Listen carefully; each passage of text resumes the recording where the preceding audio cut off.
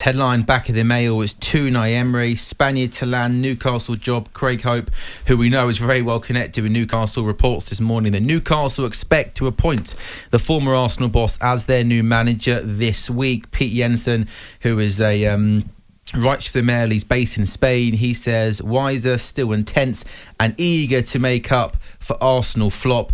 Unai Emery is ready to return to the Premier League. In the Mirror, Unai Emery, Villarreal boss, to demand a bumper £7 million deal. I like that to one. quit I like Spain. it. What, Unai Emery? Unai Emery. Very good, isn't it? But Newcastle Chiefs are hoping to have him in the dugout at Brighton to spark a much-needed miracle. And also, just read this from Mark Owen in The Sun. He says, Unai Emery will never admit he has a point to prove to the Premier League if he gets the go-ahead to launch the Newcastle revival. But the proud boss was deeply wounded by his 18 months at Arsenal and the way he was bundled through the Emirates exit. Now he wants to show English supporters that he has the technical qualities to match the likes of Guardiola, Klopp and Tuchel. Laura and Ali, we were having this debate actually out in the office. Yep. Unai Emery is a very good coach. He's won trophies at numerous clubs. But just looking now at the league table, I mean, Newcastle are 19th, already 6 points from safety. Is this the type of manager, Ali McCoist, that they need, or would they be more suited to a survival specialist till the end of the season to try and get them out of this mess they're in at the moment?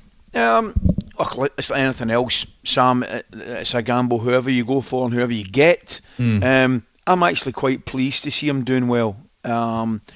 You look at managers and very, very seldom throughout their careers are they 100% successful. You know, I'll use Moisey for an example. Moisey, brilliant. I thought Moisey got a rough deal at United. You know, took a couple of setbacks, if you like, at Sunderland and in Spain. Come back, bang, and he's on fire again. And it's great to see, and we're all delighted. I think Unai Emery had a similar probably time at Arsenal, and I don't think.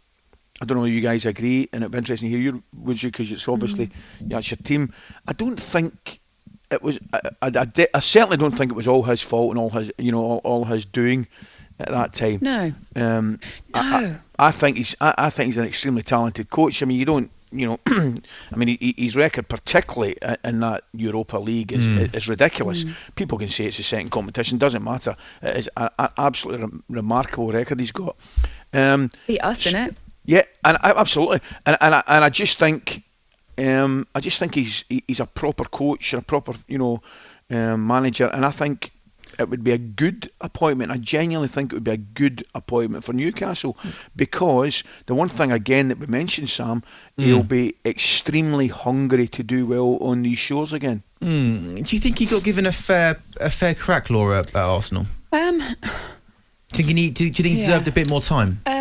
I think most managers probably do always deserve a little bit more time. It's so ruthless and cutthroat in the Premier League, especially, isn't it, in terms of how much time you get given. I think when you look back at it, I think the squad that he had and the players and the unpicking he had to do from what were bad signings, and we forget that some of those bad signings and a lot of those bad signings happened in the era that we had Arsene Wenger.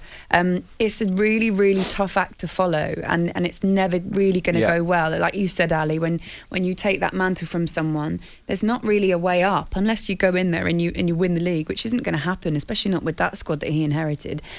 He did get absolutely savaged by the media. That's completely true. I remember towards the end almost feeling a bit like you almost wanted him put out of his misery in that sense, which is a really awful and also a really kind of like that's a man that knows football, and that's a man that has good football heritage, and we're sitting there going, oh, this and all that, and I just think I think he definitely was owed a lot more respect. I think he probably does feel like he has something to prove to the Premier League. I think if he does come back, it would be for me, seeing him back in the Premier League, I think I will wish him well. Do you know what I mean? I'll only wish him well. I hope he does. I think there's a lot of Arsenal fans like you would be like that. You know, I really do. I hope so.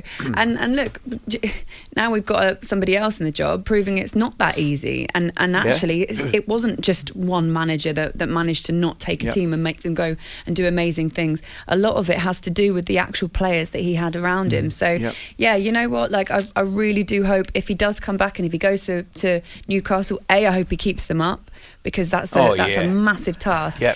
And B, I really hope he does well. I hope it goes well for him, and I hope he gets the respect he deserves. Yeah, I mean, we're all talking about, if Newcastle will be in Europe one day, he's going to be the right coach and everything, but I'm not being funny. You look at the league table right now, right? Well, I've got a problem, with their bad goal difference. They're basically 7 points off safety. Yeah.